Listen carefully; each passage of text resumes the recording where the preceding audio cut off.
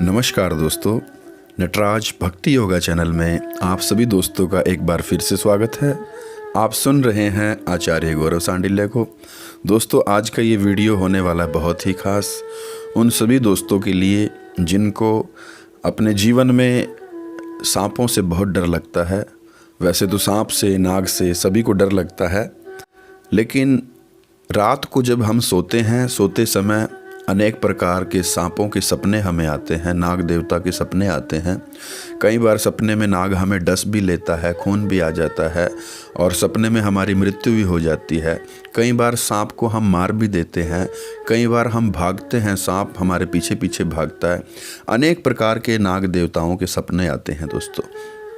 तो आज जो ये वीडियो है, ये विशेष उसी देवता के निमित्त वीडियो है जिसकी पूजा करने से हमें नागों के, सांपों के सपने जो है वो कम हो जाते हैं आने, या आते ही नहीं हैं। उसके कई कारण हैं दोस्तों। आज मैं चर्चा करने वाला हूँ एक बहुत ही अद्भुत ऐसे पर्व की जो उत्तर भारत में बड़ी धूमधाम से मनाया जाता है। दोस्तों, वीडियो को आप पूरा सुनना, अंत तक सुनना। जो मेरे नए मित्र इस चैनल पर पहली बार आए हैं उनका भी स्वागत है, वो भी इस चैनल को सब्सक्राइब कर लें और अंत तक बने रहें इस वीडियो में। दोस्तों, मैं चर्चा कर रहा हूँ आज ऐसे पर्व की जो कि बहुत ही पवित्र भादव के महीने में, भाद्रपद के महीने में ये त्यौहार आ रहा है। दोस्तों, बात करता हूँ गुगा नवमी की। तो गुगा नवमी, गोगा नवमी भी बोलते हैं और गुगा नवमी भी इसको बोला जाता है। दोस्तों, यह आने वाली कब है? भादव के महीने में यानी अगस्त के महीने में 2020 में नवमी तिथि को, ये कृष्ण पक्ष की जो नवमी तिथि है, उस दिन इस त्यौहार को, इस पर्व को मनाया जाता है। दोस्तों, ये 12 अगस्त को 11:16 से शुरू हो जाएगी और 13 अगस्त को 12:58 तक चलने वाली है। दोस्तों, ये तिथि जो है ये बहुत विशेषकर तिथि है। इस दिन बहुत सुंदर योग बन रहे हैं। बात करते हैं कि गुगा नवमी जो है कब मनाएं उसको और कैसे मनाई जाती है, इसके ऊपर आइए चर्चा करते हैं।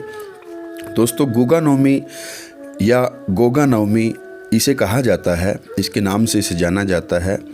यह गोगा देव नाम के भगवान जो हैं उनकी पूजा की जाती है इस दिन, उनको ये दिन समर्पित किया जाता है। गोगा नवमी भाद्रपद के हिंदू महीने के हिसाब से कृष्ण पक्ष की नवमी तिथि को आती है दोस्तों, या इसको कहें कि कृष्ण पक्ष के 9वें दिन इसको मनाया जाता है। अंग्रेजी कैलेंडर के हिसाब से बात करें तो ये सितंबर या अगस्त में ये आती है दोस्तों। हिंदू परंपराओं में गोगा जी जो देव हैं उनको जाहर वीर गोगा भी कहा जाता है। एक लोकप्रिय लोक देवता हैं ये, जिसे भारत के उत्तरी राज्यों में, विशेषकर से उत्तर प्रदेश में, एमपी में, मध्य प्रदेश में, हरियाणा में, पंजाब में, राजस्थान में बड़ी धूमधाम से इनके लिए ये त्यौहार मनाया जाता है। और हिमाचल में बहुत सुंदर मेला भी लगता है हमीरपुर डिस्ट्रिक्ट में। तो दोस्तों, ये जो जाहर वीर गोगा पीर हैं, ये एक लोकप्रिय देवता हैं जिसे बहुत ही भाव से इनका पूजन किया जाता है गुगा नवमी पर। दोस्तों, गुगा नवमी भारत के उत्तरी क्षेत्रों में ही मनाया जाता है, लेकिन और भी कई स्थानों पर इसका मेला लगता है और बड़ी धूमधाम से इसको मनाया जाता है। गुगा नवमी पर भक्त जो हैं गुगा जी की मूर्ति की पूजा करते हैं। वह नीले रंग के घोड़े की सवारी करते हैं गोगा जी। उस चित्र में आप देख सकते हैं गोगा जी को, और पीले और नीले झंडे भी उसमें आपको देखने को मिलेंगे। दोस्तों, कई क्षेत्रों में गोगा नवमी पर छड़ी निकाली जाती है। छड़ी के ऊपर झंडे बांधे जाते हैं, नीले, पीले, हरे कलर के उस पे कपड़े बांधे जाते हैं और मोर पंख आदि से उसकी शोभा यात्रा पूरे गांव में, पूरे नगर में उसको पीछे पीछे डेरू बजाते हुए और नृत्य करते हुए, गान गाते हुए, गुगा नवमी जी का नाम संकीर्तन करते हुए भक्त लोग चलते हैं। दोस्तों, इसके पूजा समारोह में सब लोग भक्त बड़ी धूमधाम से इसको मनाते हैं, सम्मिलित होते हैं और चावल का, चपाती का, चूरमे का, पूड़े का और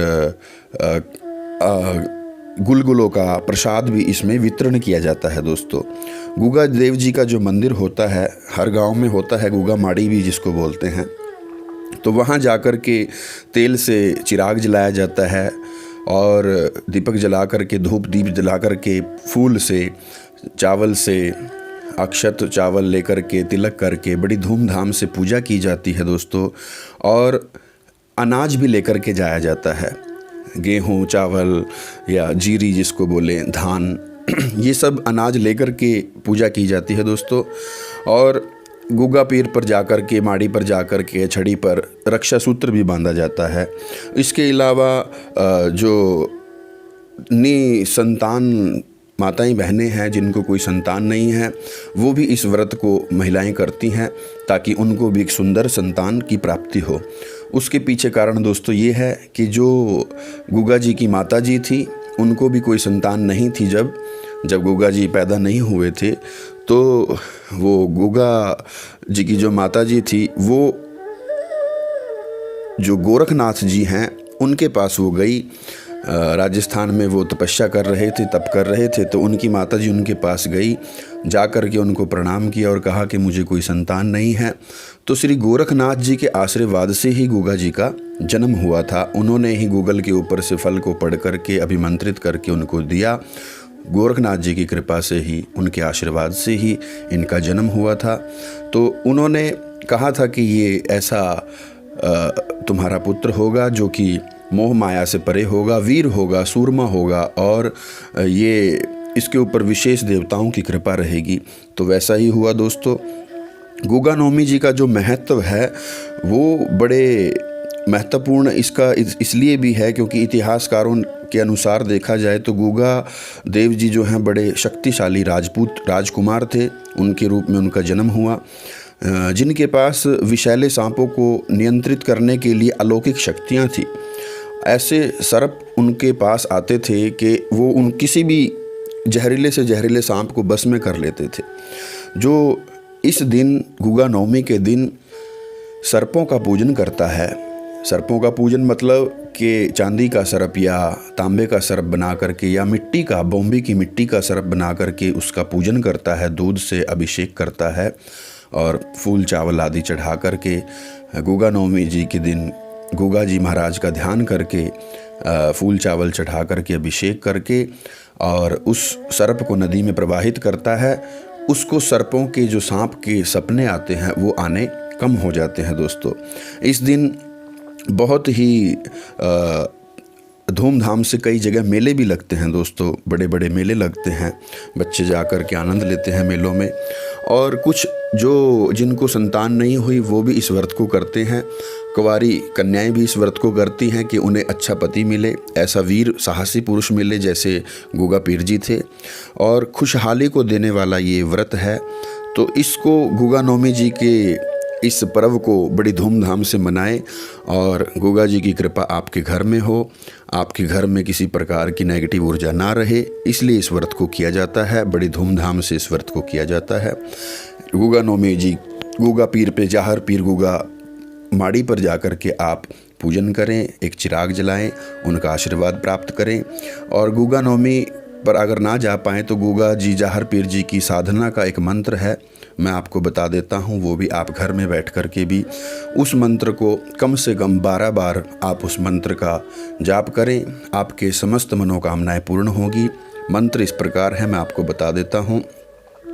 धन धन गोगा मंडली, धन धन गोगा सुल्तान, पर्वत धूड़ा धूमिया गोगा चढ़े जहान, गोगे संधि कोठड़ी मली विशियर नाग, साधु चले बनखंडी आ करके रुख तमाम, सारे हाथ विमाम दे सीता के अहुराम, दाएं मोड़े ऊपर काल का, बाएं है हनुमत, माथे ऊपर नाहर सिंह, तू नागों का सुल्तान, फूरों मंत्र ईश्वरो वाचा, आदेश आदेश आदेश गोगा जाहर पीर को आदेश।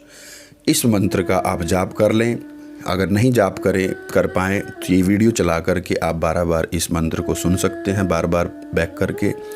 तो आशा करता हूँ दोस्तों ये छोटी सी जानकारी मैंने गुगा पीर जी के नाम के लिए आपको दी।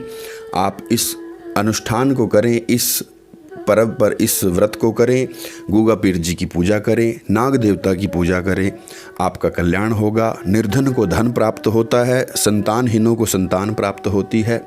और जिनके पास रात में सपने आते हैं जिनको नागों के, वो नागों के सपने भी उनके कम हो जाते हैं। दोस्तों, ऐसे वीर पुरुष गोगा पीर जी की आप आराधना करें, माड़ी पर जाकर के उनका दर्शन करें, तेल का चिराग जलाएं और एक रक्षा सूत्र जरूर बांधें ताकि आपके घर के लिए मंगलमय हो, आपके घर के सभी बच्चों के लिए, बुज़ुर्गों के लिए ये फलदायक हो।